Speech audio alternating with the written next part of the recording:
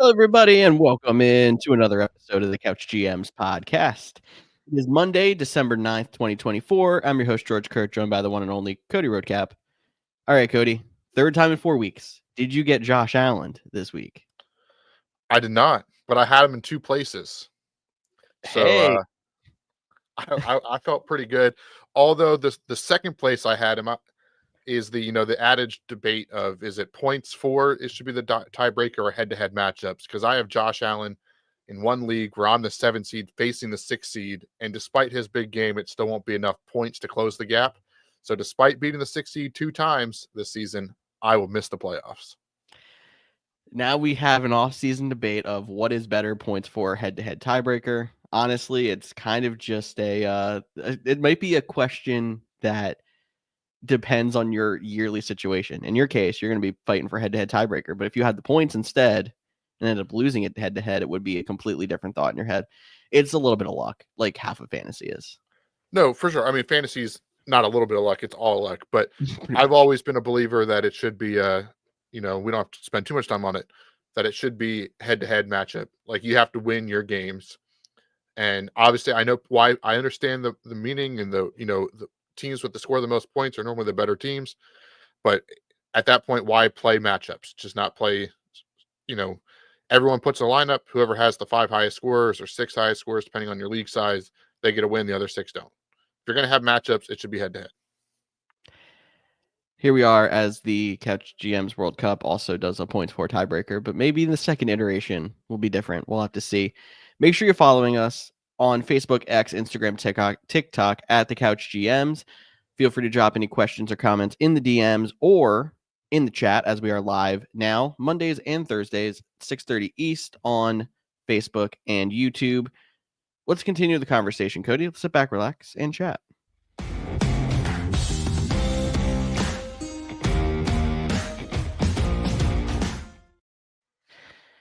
As I see, I dropped in the comments, what do you need to happen tonight to make your fantasy playoffs or get a bye? We'll hit some of those comments as we go through the episode. So make sure you comment what you need tonight.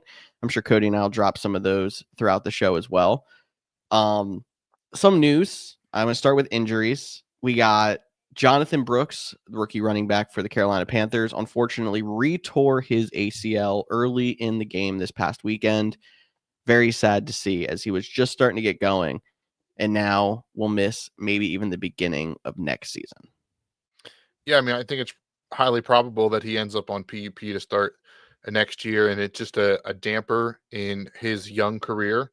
Hopefully, he can rebound and come back. Like, he has all the potential in the world, but is now starting to get multiple injuries. It's the same ACL he already tore, so that's never a good sign. Like, how do the knees hold up? Can he ever reach that potential? But it's definitely a devastating blow to a young player, not only when they get hurt, but to work their way back to then re-hurt that same injury and going to miss another year or so. It's definitely tough, but rooting for the kid to get back on the field. Exactly. And there's plenty of samples out there of people that have tore the same knee twice that still have success. Most recent of those examples is Nick Chubb, tore an ACL back in college, tore it again last season, seems to be getting up to speed now this season. But it's also interesting to see how that running back room in Carolina is going to keep shaking out, since they just signed Chuba Hubbard to the big contract. He's still been dominating. He was the only running back left standing this week, so he was playing almost all of the snaps, which you don't see too much anymore. But interested to see how that shakes out next season when Brooks comes back. Yeah, definitely. And it is nice that they have Chuba up there as well, that they can ease him back in. And I mean, in terms of timeline, if he can get healthy, you have Chuba signed the 4-year extension. You have him next year while he's getting hurt, and then he comes to a 2-back system in 2 years. And then Chuba's in year 3, and you can start to have those conversations about where he's at as a running back. Or if Jonathan Brooks can make his way back to being a guy that's in consideration, or if he'll just be a journeyman kind of guy. There's a lot to be known, especially with such severity of injuries and the running back position already having such a short shelf life. Exactly. So a lot to be told as we get into next season there. Quarterback news. Saints quarterback Derek Carr broke his non-throwing hand on a tackle on the sideline this week, and also apparently suffered a concussion on the same play. He is in concussion protocol. Because it's non-throwing hand, they're saying they're not expected to IR him, and there's a chance he can come back after missing a few weeks. I don't know if I quite understand why they wouldn't IR him at this point, besides the fact that they're down so many quarterbacks. But the big thing I have in question for you, Cody, because he's going to miss at least 1 week, probably multiple. Where do you put this on the panic meter for Alvin Kamara owners, as he's probably the only Saint that you're starting now on a regular basis? Where are you worried about him going into the fantasy playoffs without a quarterback? I think that's a great question. Before I answer that, I do want to just hit on Derek Carr real quick and your question about the why not just IR him. And the only thing I can think of is if they IR'd him, it guarantees he's done for the season because there's only 4 weeks left. So they're going to give him, any chance to go. It's also worth noting, because we've talked about this with quarterbacks before, started with Derek Carr a couple years in Denver. He has a $30 million injury guarantee in his contract. I don't know how, if you can get back in a game to play at the end of the season, like it's almost like reverse. Like we don't want you to get hurt, but now you're hurt, so we kind of want you to get back. So I think that might be another reason that they're going to try to, get him back out there. I mean, I don't know what he was doing trying to hurdle a guy. Yeah, right. I mean, I understand like trying to go for everything in a tight game against the Giants, but that was a questionable call there. But back to your second question on trouble for Kamara in the fantasy playoffs.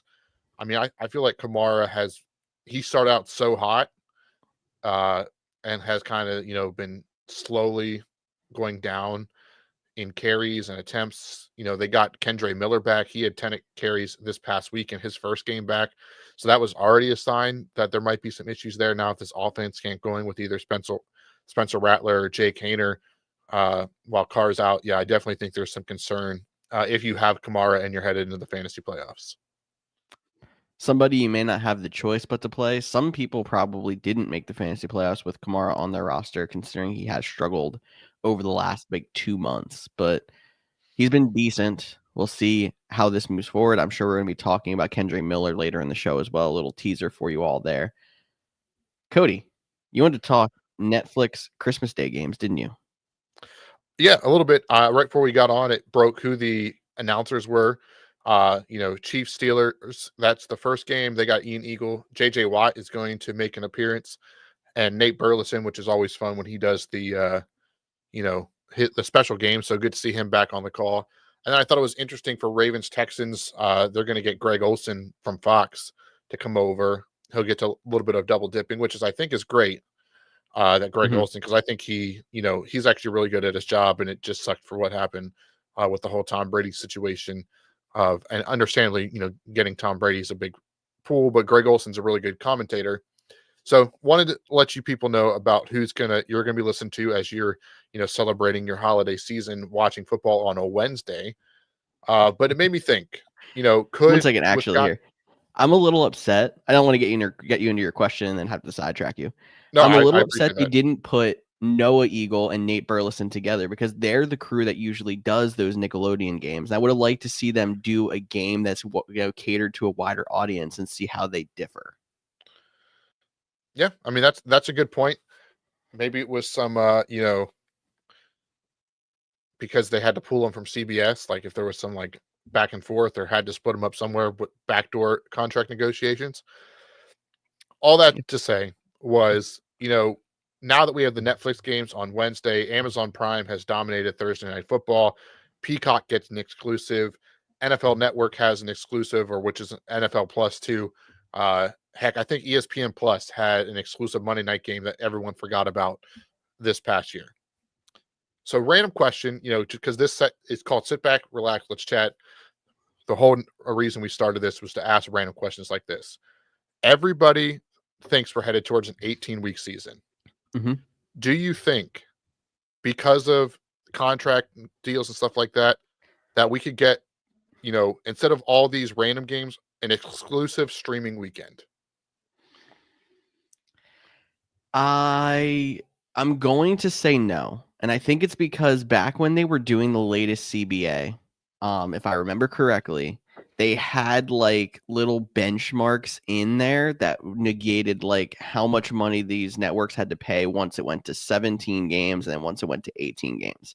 Because I know this is something that they were looking at way back then. And then we went to 17 games almost immediately. So we never saw that new CBA with the 16 games. But because of that, I'm thinking no. But is that going to mean there's going to be another primetime game during that week that's a streaming exclusive? There's a good chance of that. And then the other thing I want to note is I know it's a lot to be like, you know, you have to have Netflix and you have to have Peacock and you have to have all these different streaming sites. Are even those Prime games and all of that still on NFL Plus? I know they market it as all prime time and local games. I don't believe the exclusive ones are on NFL Plus. Because that would be the one way I could feel like they could make it more fair. Because I mean, you're still because then you're paying what, the $10 a month, or is it 15 a month for the premium to get those games instead of paying? They're not a sponsor. I don't know what they're. Yeah. But no, I just think it's an interesting conversation. And then the second part of that question is, do you think Netflix becomes a regular, like, do they just get the Christmas Day games moving forward? Like, do you think they become the Christmas Day? Do you think they become something else? Do they get their hand in the mix, or could we see like a, 1:00 game every week exclusively on Netflix? Or I don't know how that would work with like Red Zone and all that too, because they kind of need like those prime things. But just a random question that we probably spent way too much time on, but I had a thought while I was looking over the rundown. I was like, I'm going to ask George and get his thoughts. I could see them being, if this goes well, the Christmas game destination. And I didn't think they were going to have Christmas games this year because Wednesday, if you look at it on the NFL schedule, is the worst day to have a football game, followed by Tuesday. But like Wednesday, with it being, you already have all these issues with teams playing Thursday games on short rest. Wednesday, what week does it fall in even? And it's going to fall into the first game of that next week. But then they had to make all those teams play on Saturday the week before. Then you're playing like a Thursday. It was a whole, process for them to figure out how to do this. But the fact that they forced in a Christmas game, despite it being a Wednesday, makes me think that this is going to be a regular thing moving forward. And I have to think that Netflix has got me on the top of the list to have it if the stream goes well on Christmas this year. Yeah, and you would have to think now that they figured out Tuesday, they just make that week go one day longer. A Tuesday, they would probably do a Tuesday, and then they would have the next week them play on a Monday, or they would have to play a Sunday. They couldn't play any earlier than the Sunday, obviously. Yeah. So, all right, that's too much talk about future streaming casts. We got a week 14 to recap. We had a lot of great games, but I want to start, and I know where everyone thinks I want to start, and it's 100% correct. I want to start at Packers-Lions on Thursday Night Football. Can I ask you a question first? Yeah, sure. Are you one of the fans that's delusional enough to think that Jared Goff kneeled? Okay, so no, I don't. Okay, good. I think it was a valid argument, right? Because of how the rules are under, a certain amount of time in the fourth quarter, and I understand like you could tweak the rules and, it says goes directly to his knee, which he basically did because he got tripped. All that to say, it was clear and obvious he wasn't kneeling. He was handing the ball off. Like, we don't need to get, minute about that and whatever. So I'll take that away. Honestly, though, with the ways that game was officiated, if they would have called him down, would not have been surprised because it was a pretty rough game from the official standpoint on what is OPI, what isn't, who gets to do it, random holding calls, misbruffing the passers. All that to say, I want to get your thoughts, though, on Dan Campbell, because you will not convince me that not kicking the field goal was the right call. It worked, so it seems like the right call. But I understand not wanting to give it back to Jordan Love with 40 seconds and no timeouts. But how do you not kick the field goal in that situation? This man, I respect him because he is the same all the time. He is pedal to the metal the entire game, every single game, doesn't matter, every situation.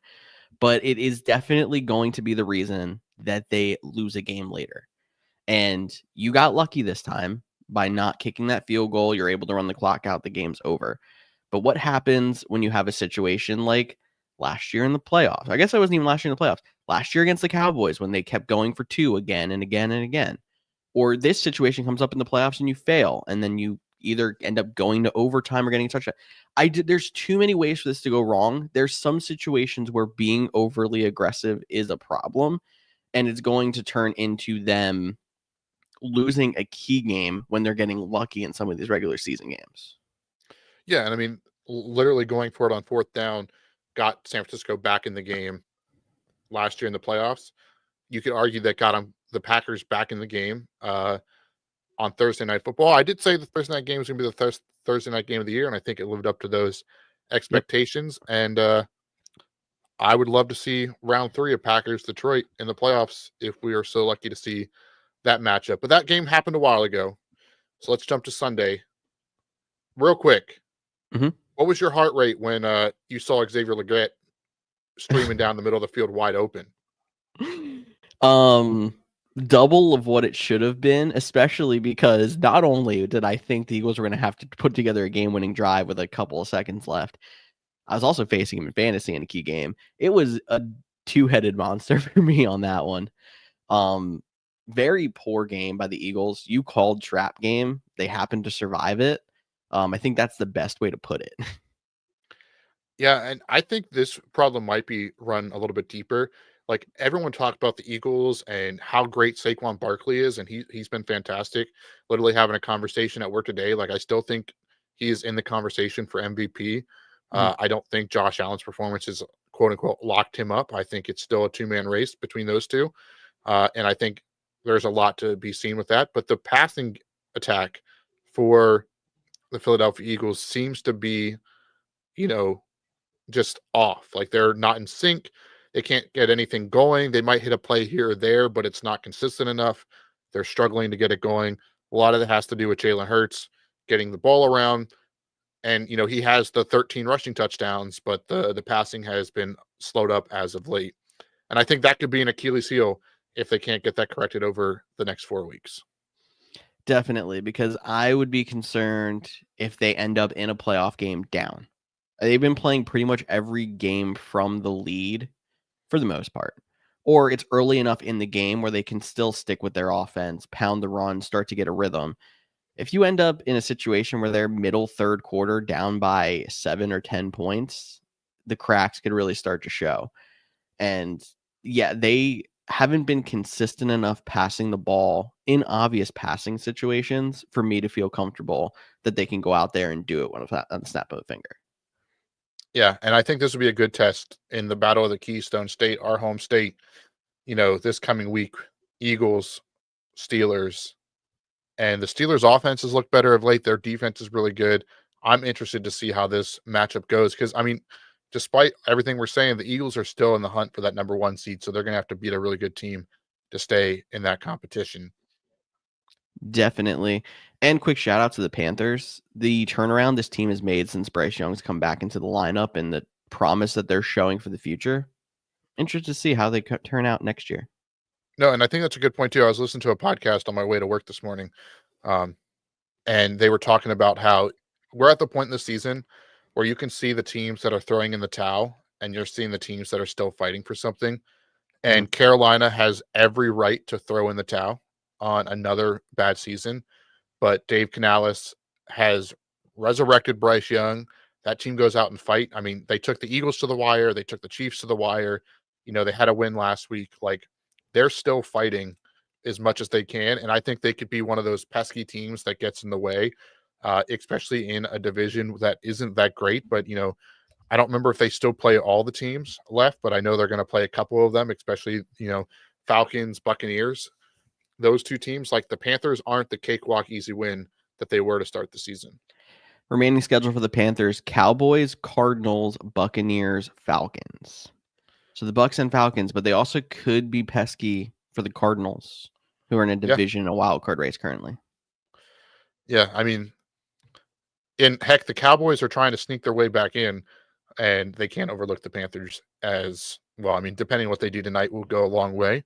But definitely think the Panthers could be one of those teams that are playing spoiler, and they seem to be up to that challenge. Totally agree right there. Moving on, we got Dolphins Jets on our docket here. The Tale of Two Rodgers, I think is what we're looking at. Well, one, you got to give a shout out to Aaron Rodgers. First time he's threw for over 300 yards in a game in approximately 3 years.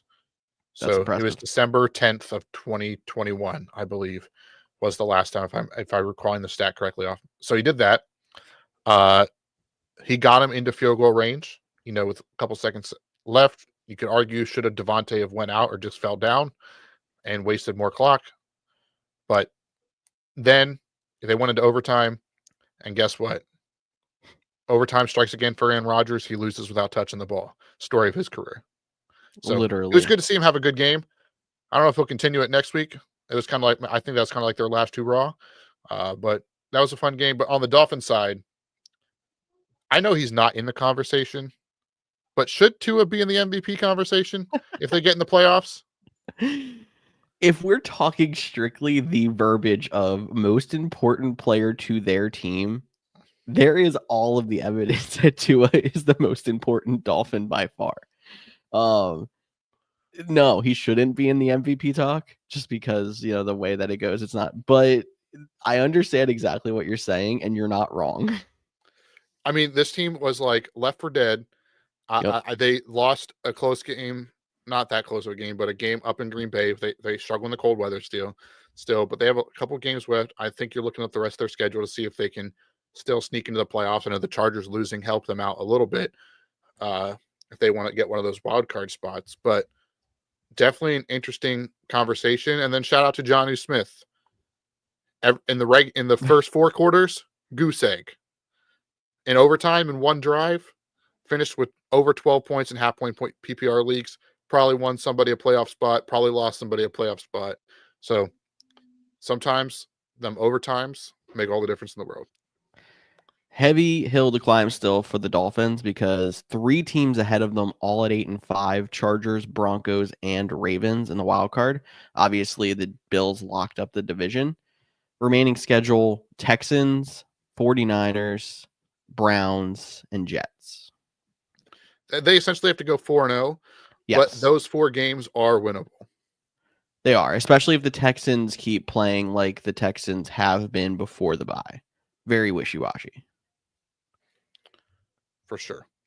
You just talked about the Texans, so I'm Yeah. going to add a quick game here. And our list wasn't our thing, but let's talk about their division matchup that we had to endure. The good old Indoor. 10-6 Titans Jags game. Mm-hmm. That was awful. How did the That Titans not score points on that defense? that might have been one of the worst NFL games that's happened in a while, if we're being honest. Yeah, that was a tough watch. Like I was into it Exactly. because they got a chance to drive down the field, but yeah, I mean the Titans didn't have much expectations coming into the season, but I think it's safe to say they've underperformed any expectations they had.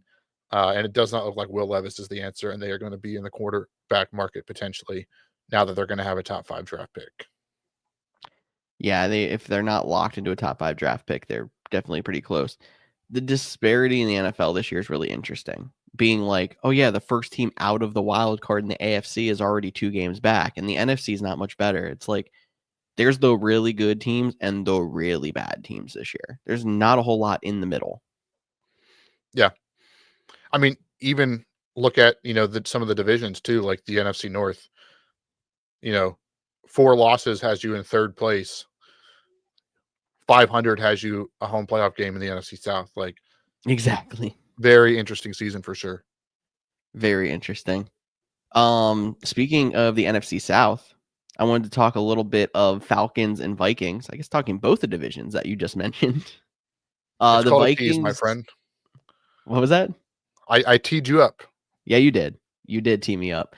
The Vikings continue to flex their muscle, but I wanted to focus on the Falcons side of the ball because we're now at 3 straight games of Kirk Cousins not throwing a touchdown pass.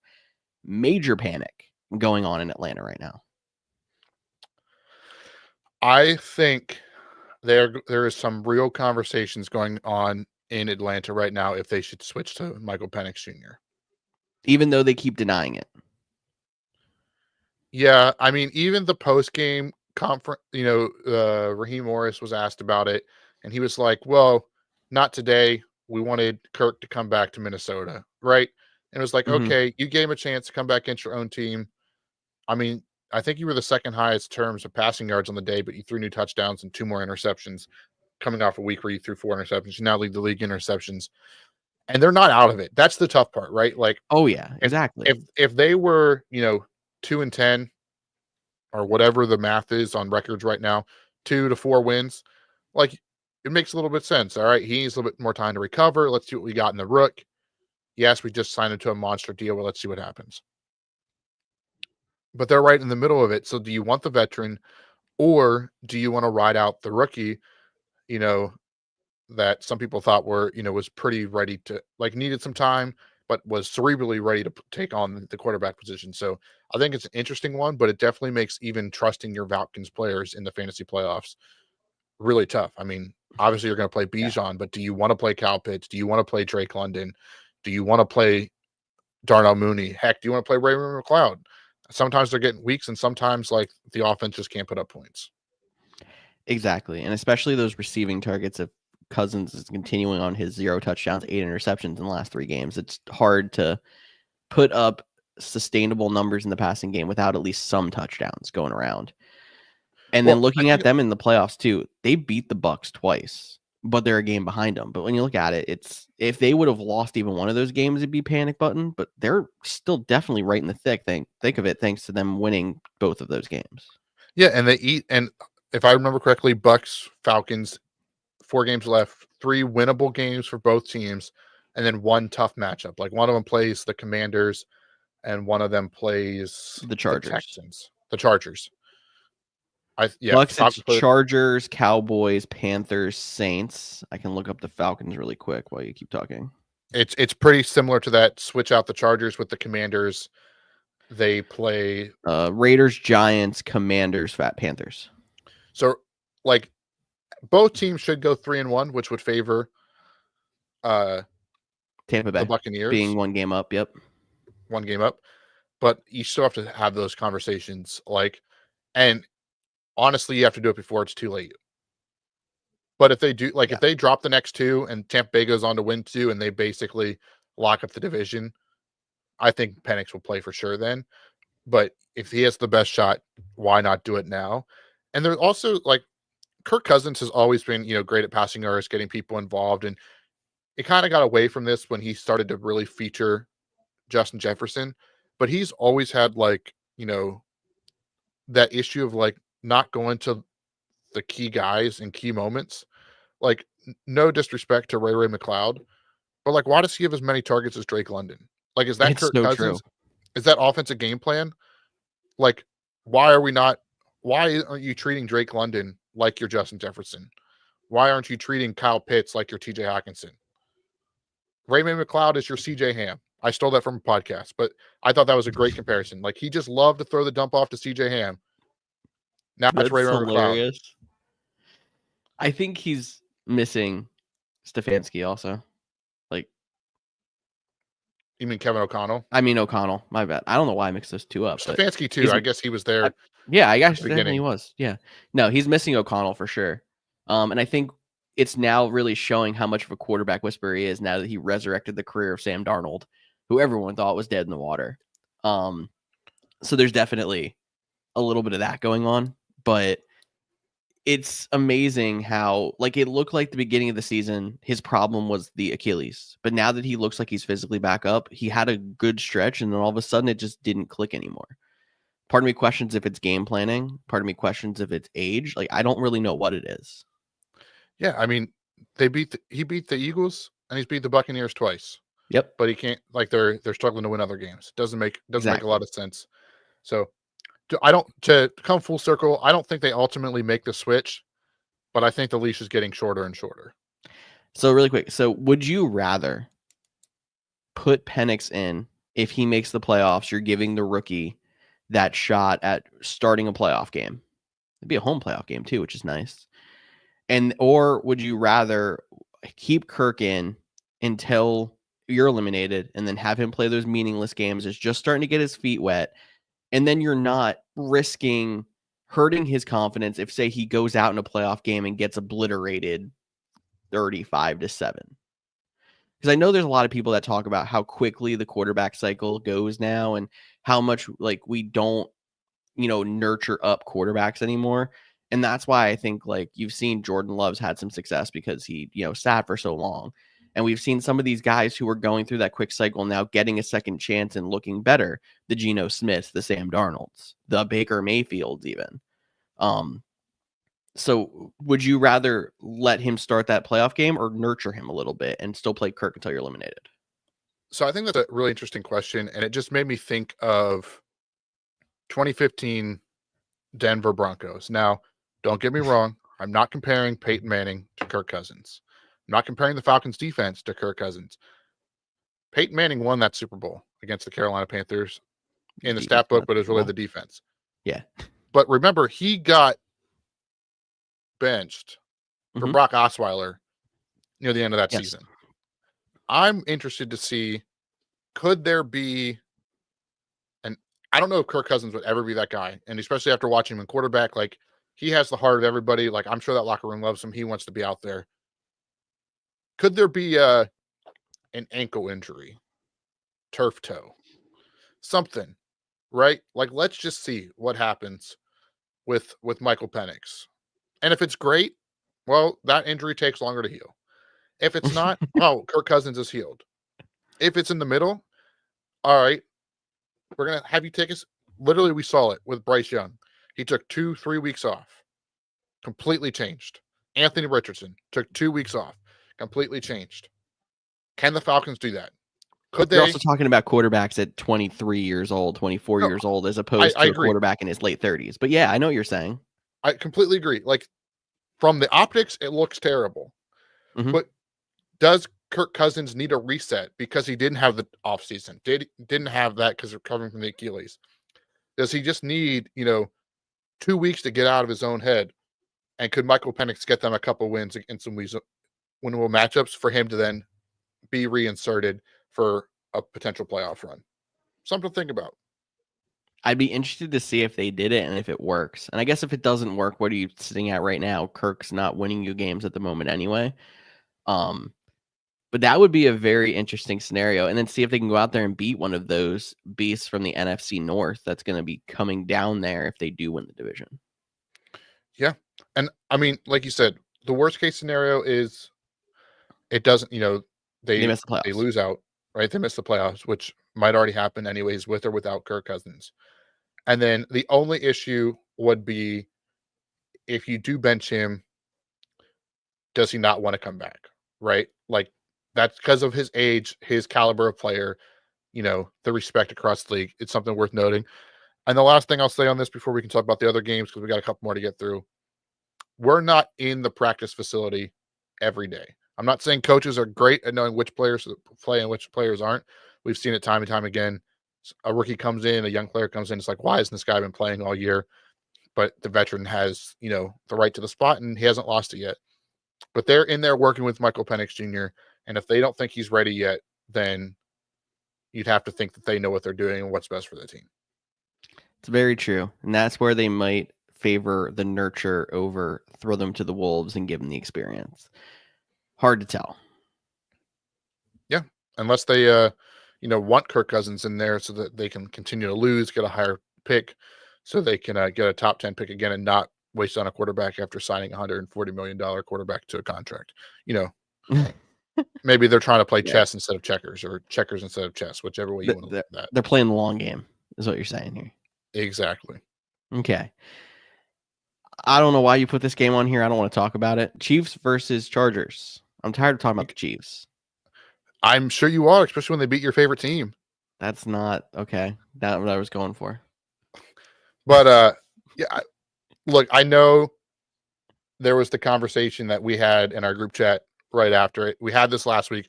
We don't need to rehash about remembering, how this Chiefs run could potentially end. I will say when that thing doinked, I audibly laughed. I did And too. my wife goes, "What are you laughing at?" And literally, I was laughing at your reaction. I wasn't with you. I wasn't anywhere near you, but I could just see George standing up, cussing at the screen, like shaking his head, like, "You gotta be kidding me. They did it again." Like, all those things went through my head, and I just audibly laughed when he doinked that thing in. Yeah. Do you know the meme of Danny DeVito from It's Always Sunny in like the wrestling onesie going like this? I think so.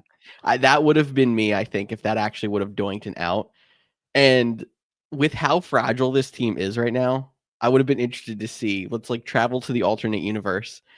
If that would have been the start of the struggle for the Chiefs, but it stays together. They pull out another game. They are now in a very good spot to get the first overall seed and the bye in the AFC. That changed a lot of things, but that doinking in. And if that went out, a lot of alarms going off. And it's a very close race for the top of the AFC. Yeah, I mean, they now have a 2-game lead over the Bills, who is their only loss, which is huge. 2 games over the Steelers, which they're going to play on Christmas Day. So maybe some things can shake up now between that day, and that game could be essentially for the 1 seed. That'd be fun, kind of surprise, but they'd have to drop a couple. And I think this team just knows how to win. Like Hmm. they're on their 4th string kicker. Okay, like Yeah, pretty much. and he doinked one in. The only it was the last night of the Eras tour, so Taylor Swift wasn't in it, and they wanted to go out with a bang too, and they did. It was the sound of the football hitting off the upright. Like, it's almost comical. Like, you just have to. I'm like starting to enjoy it more because I'm like, all right, what new way? It's almost like, what twist are we going to get now? Like, how's it going to happen? You got a block kick, you got a fumbled snap on a drive, you get a doink. Mm-hmm. What else? They're going to throw a Hail Mary at some point, and they're going to, it. They're going to throw a Hail Mary. They're going to have like a miracle at the Meadowlands or something like that. A fumbled kneel down. Heck, they might have a fumbled kneel down return for a touchdown. Like, I would say onside kick return for a touchdown, but someone actually did that this year. Yeah, maybe there will be the onside. They're going for it and they return it for a touchdown. Yeah, I don't actually know if you can advance the ball if you actually recover it on the offensive side, but yeah, who knows? But I will say, the doink was comical and funny, but it is still, as much as you hate the Chiefs, when the game is on the line, it's still hard to find a better duo that you want together than Patrick Mahomes and Travis Kelce. It's very true. Especially at 3rd down, make a guy miss, find Travis Kelce open for the 1st down to allow that go to a field goal kick. The times where we've seen at his top of his game, Patrick Mahomes is in those situations. We haven't seen top of his game Patrick Mahomes a whole lot this year, but the clutch trait is still there. That's a great point. And same with Kelce. He's had his moments, but he hasn't had his greatest season either. They're still a dangerous team, obvious by their record. They're definitely not as dominant as they have been, but you've also made the point of their defense is legit and their defense is going to keep them in games regardless. I'm also interested to see if that big, that how do they win this time gets flipped on them at some point in a big game and they lose it in a ridiculous way too. I don't know. It's going to be interesting, with Pacheco, getting healthier. He had a couple nice runs. Can Hollywood Brown come back and add some more speed and route running to that offense? Like, in that game, we're not even talking about the field goal if Hopkins hangs on to the ball. Fair. On the 2 plays before, they get the 1st down, or they're at the 1 yard line, or maybe he even falls into the end zone. Like, it's a lot of things. The Chiefs are a fun watch. I heard someone ask on Twitter, how many primetime games will the Chiefs get next year? Because they're not fun. Their offense is not as fun to watch anymore. I'm like, they're getting them all. What are you talking about? They're going to get every single one. Yep. What's the most the team gets? Usually like 7 or 8. 6. They're going to get 9. Yep. They'll figure it out some way. Yep. But exactly. The way we're talking about the Chiefs and Chargers, you'd think is game of the week. It's not. I thought Packers Lions might be game of the week. Nope. Rams versus Josh Allen. Not Game. even the Bills, just Josh Allen. I mean, shout out Khalil Shakur, had a really good game. Mac Hollins Yep. had some touchdowns. Mm. But yeah, Josh Allen had a really good game. Both defenses decided to not show up. I mean, Puka Nacua was making plays. Like, I don't even know where to start. So I'm gonna let you pick where to start with this game. I don't really want to go straight to the end, but that's exactly what I want to talk about. Let's talk about it, because I think Okay. I might have a little bit of differing opinion on So this. We're gonna talk the about quarterback sneak is what I'm talking about. I'm sure that's what you're Yes. thinking. Yes. So you have 3 timeouts with a little over a minute left. And the argument is with 1st and goal, you throw the ball until you get it in the end zone, because then you don't have to use that timeout. If you don't get the onside kick, you still have a chance. If you do get the onside kick, obviously you're in a great spot, down 2 points. But because they went for the quarterback sneak and failed, they have to use that one timeout. And then all of a sudden you're in desperation. You have to get the onside kick. And I know Tom Brady said it on the broadcast of like, that is a horrible play call. You can't risk not scoring it there.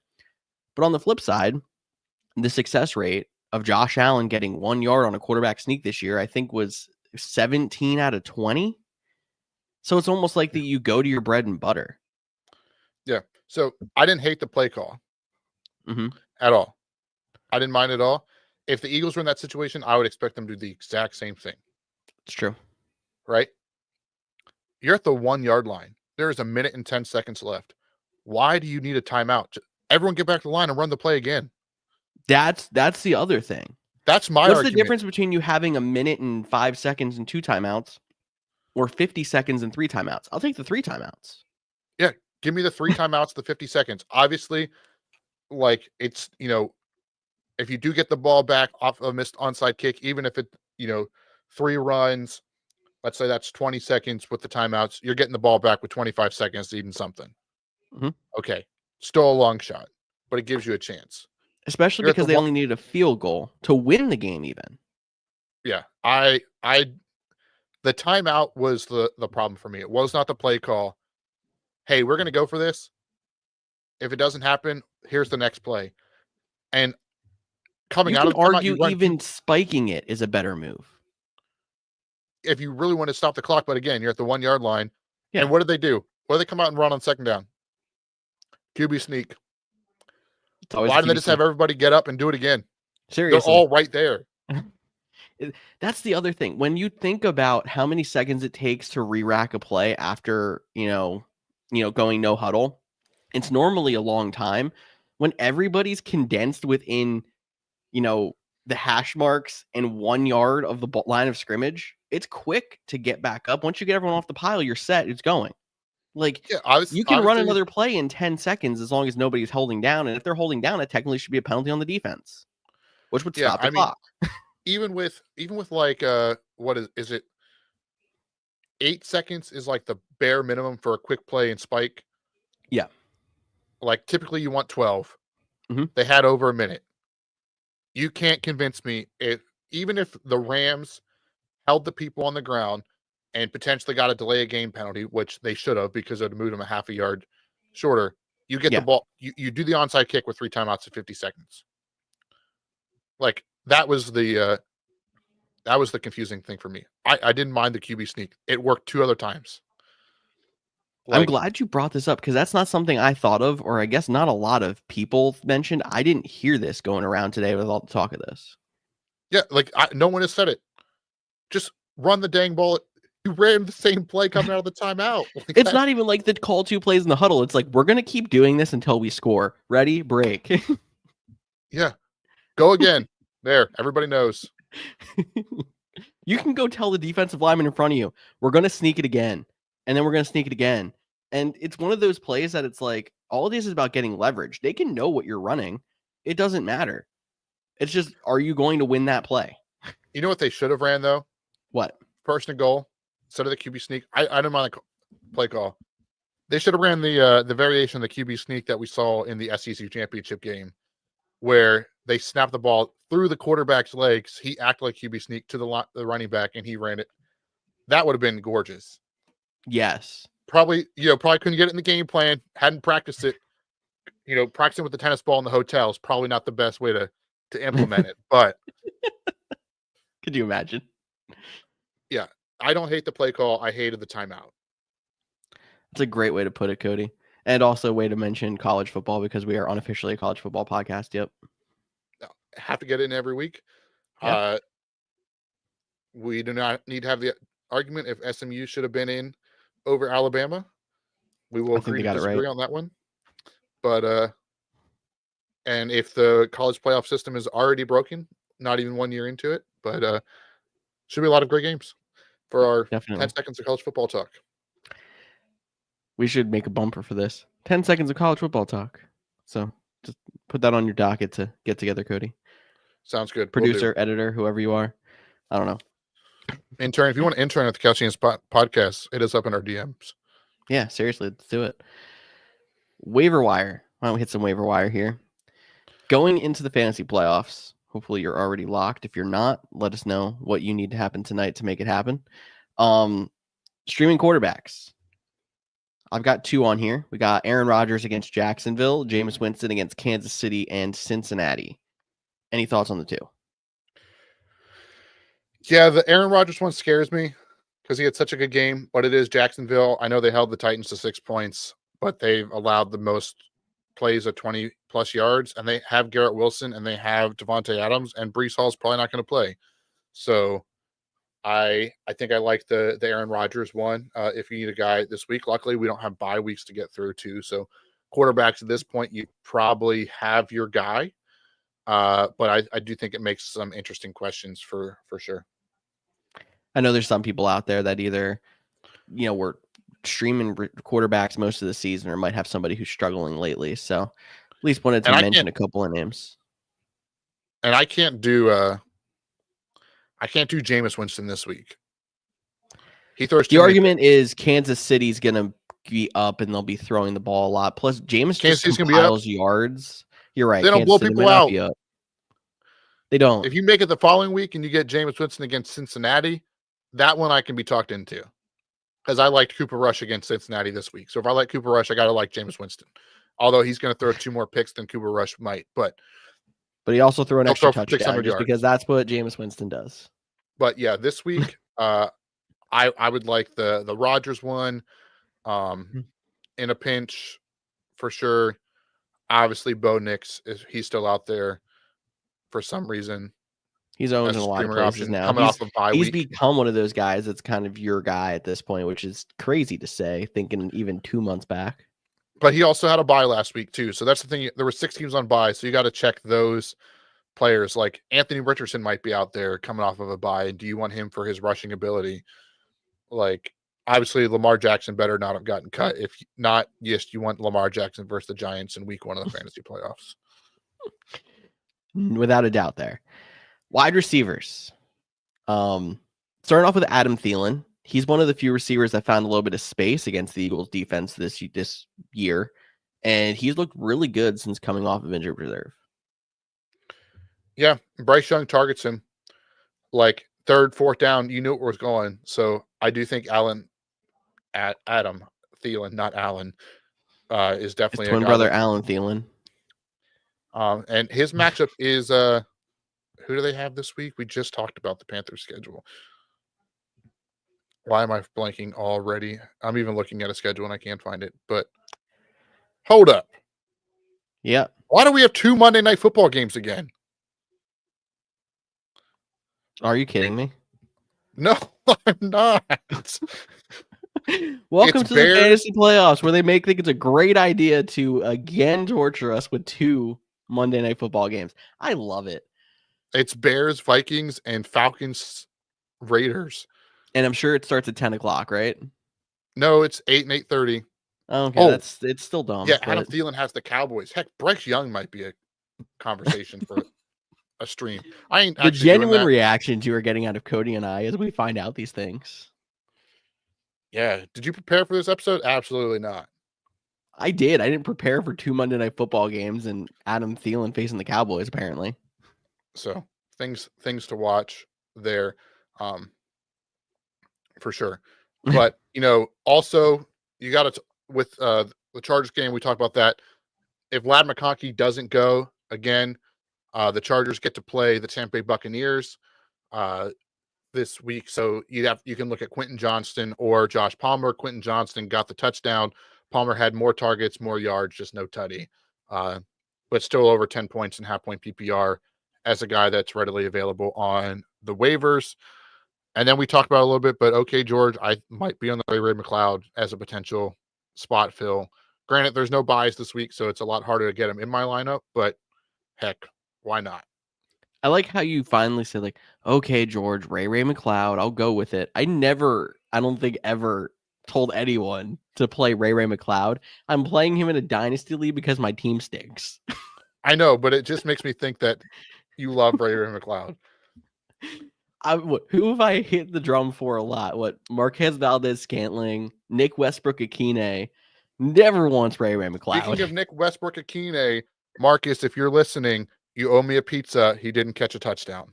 Fair. And thank you for playing both Nick Westbrook-Akine and Calvin Austin against me. Malik Neighbors look great on your bench.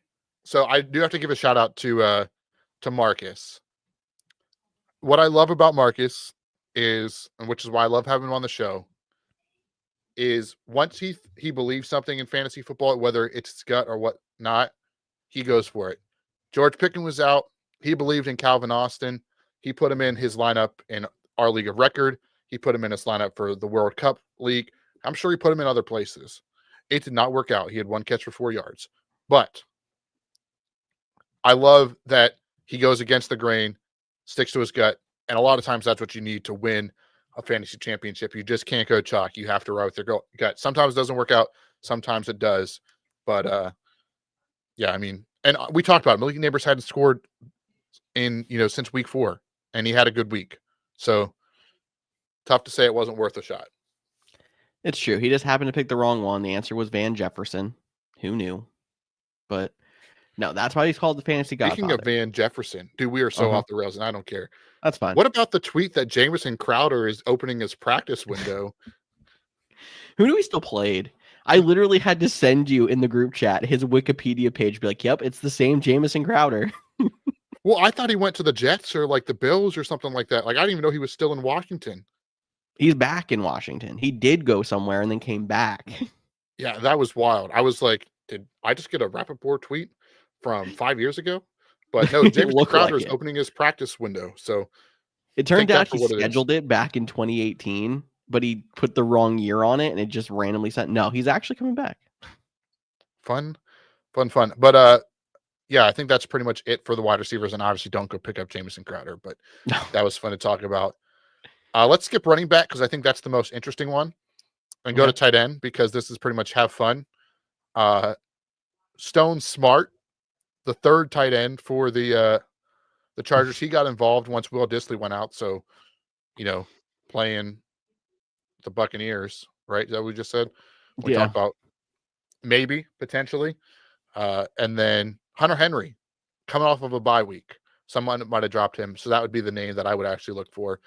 If someone decided not to roster 2 tight ends. You know what? I was going to say, why the heck would you even play Stone Smart? Like, of all people, like, come on. But you know what? With how bad the position is, could you imagine losing a fantasy playoff game to Stone Smart? He's so smart he can't even spell his last name right. There's 2 T's on it. Well, I got hit with too many stones. Never mind.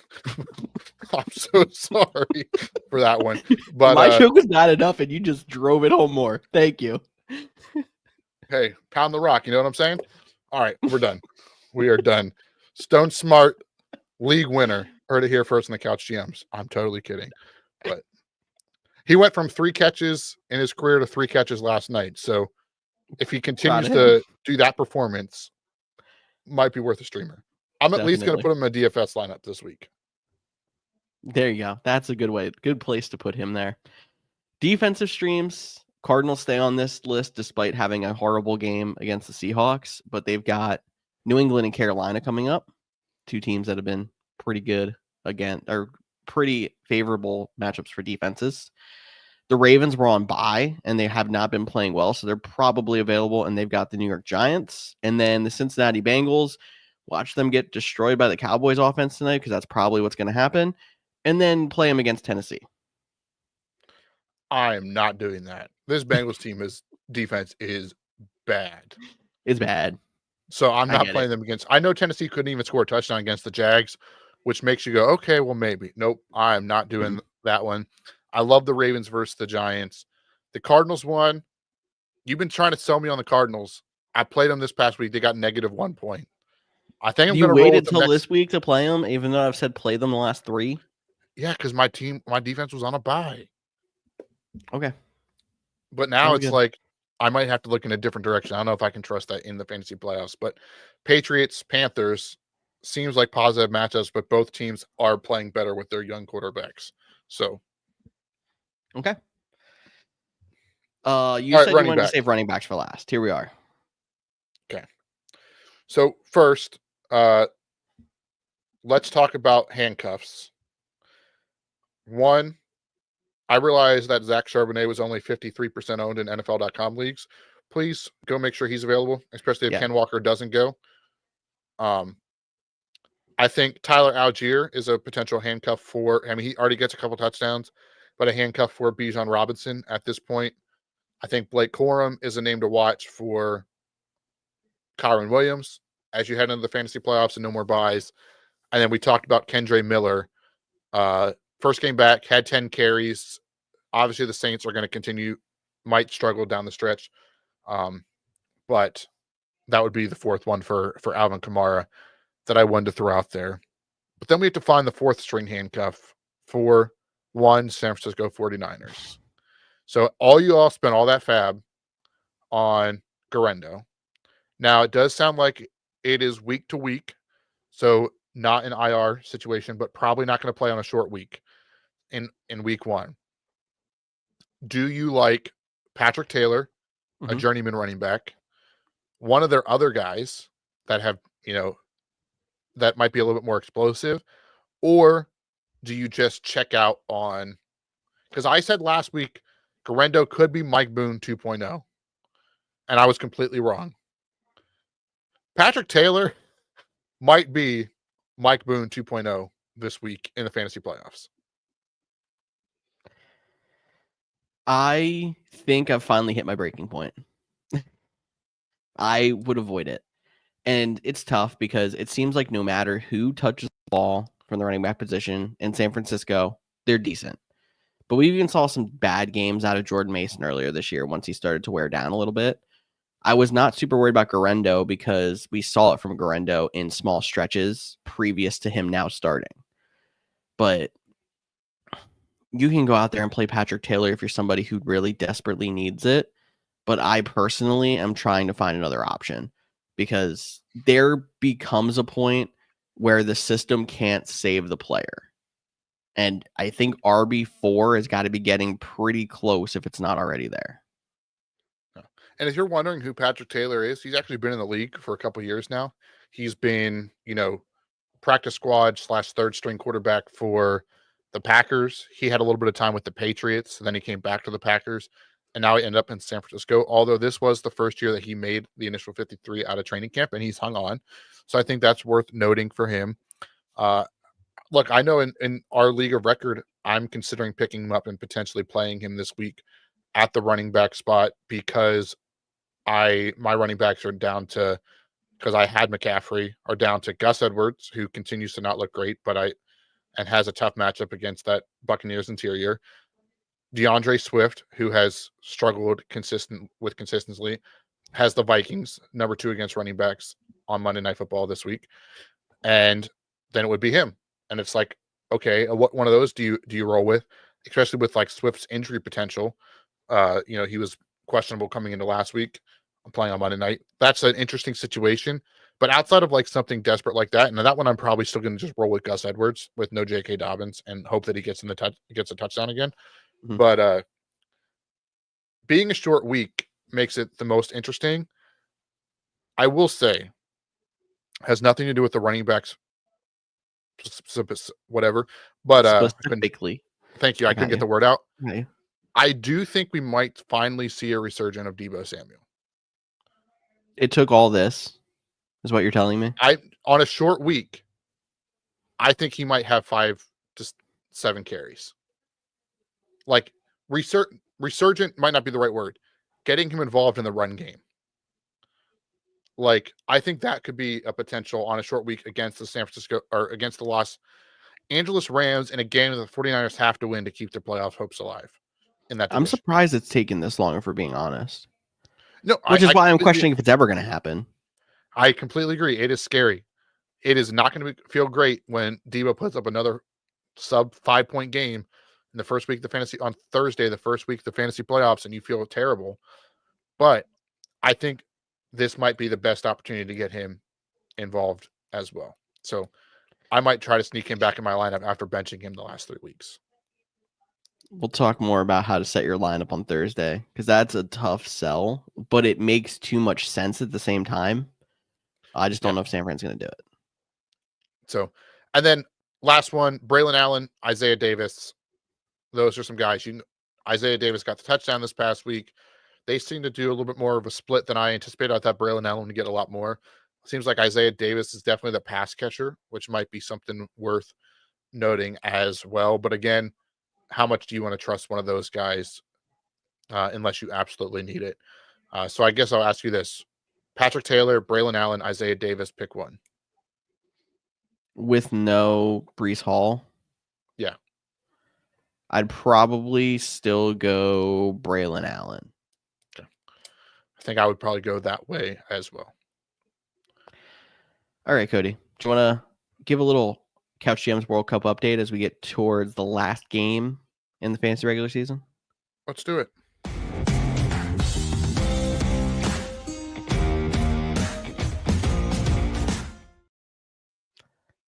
I feel like you need the tricolored background.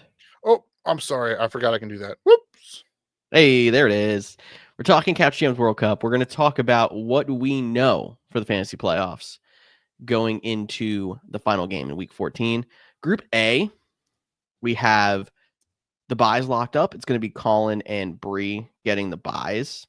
The playoff spots locked up. Tyler, Josh W, and Sean are locked in. And then the final spot in the playoffs, we had Ryan making a tremendous comeback from, I think it was the 9 seed most of the season to get into that 6 seed. He got Josh Allen to be eliminated. Sheeler beat Doug in the other 3. There was a 3-man tie coming into this week. Sheeler beat Doug to claim that final spot. Very dramatic until that Josh Allen game in that league. Yeah, it all came down to that for sure in Group A. But yeah, shout out to Sheeler squeaking out that one. He's not one of the higher scoring teams, but he got enough wins to make it count, and getting in at 6-8, I believe, will be his final record. Couple leagues where people are going to get in at 6-8 this year, from what I've seen. Hey, it happens every year, and then one of those teams gets hot and goes on a run. Exactly. Want to talk about your group, Cody? Yeah, just give me the ring now. Number 1 seed, Couch GM represent. No, my team has played well, but Andrew S is it S? I always get the S and the T. Yes, it is S. So it is S. Not even looking at it. Andrew S is going to get the other one. His team he's the highest scorer in the league. Will be a tough out for sure. Reed had a tough loss this week to lose the bye, and he'll have to play an extra week. But we're all set. We know at this point that it's going to be Reed, David, Kempe, and Brandon as the final 6 teams. Nothing riding on this game to determine the placement. Some seeding might shift a little bit, but that's pretty much the story for Group B. Group C has a lot more riding on tonight. So the buys are locked. Nick, who beat me this week, locks in the 1 seed. Jim steals the 2 seed from Anthony. And Mike, I think, actually. Jim was actually the 4 seed coming into this week. Anthony and Mike both lose, and Jim takes the win and the bye. So obviously then Anthony and Mike still making the playoffs. The bubble is a lot bigger in this one. So we're waiting on Shelby versus Cole in this game. Cole is down by 7.62 points. Only player left is on his team, Rico Dowdle. Seems like something that could happen, but the Cowboys' rush offense disappears in the snap of a finger, so you don't really know. So interesting. Shelby would actually put herself in a 3-way tie if she wins this game. Same with Cole, but she doesn't have the points to get the tiebreaker. So right now it looks like if Cole gets the win, it'll be Cole and Hayden taking the final 2 spots in the playoffs. If Shelby wins, it'll be Marcus and Hayden. So Hayden pretty much locked in, unless there's an absolute meltdown of points or Marcus scores a ton of points or something like that. But still coming into picture in Group C. Yeah, and we can do a full recap once we know the final standings, get you all ready to follow along with the playoffs of the Couch GMs World Cup once on our Thursday show, once we get into that. But we got one more game to talk about this week, that Homer Simpson Bengals Cowboys game. Let's jump right into it since we're already over an hour, which is a little long for us, but we're going to keep it here talking with you guys. No major inactives. Should be a fun game.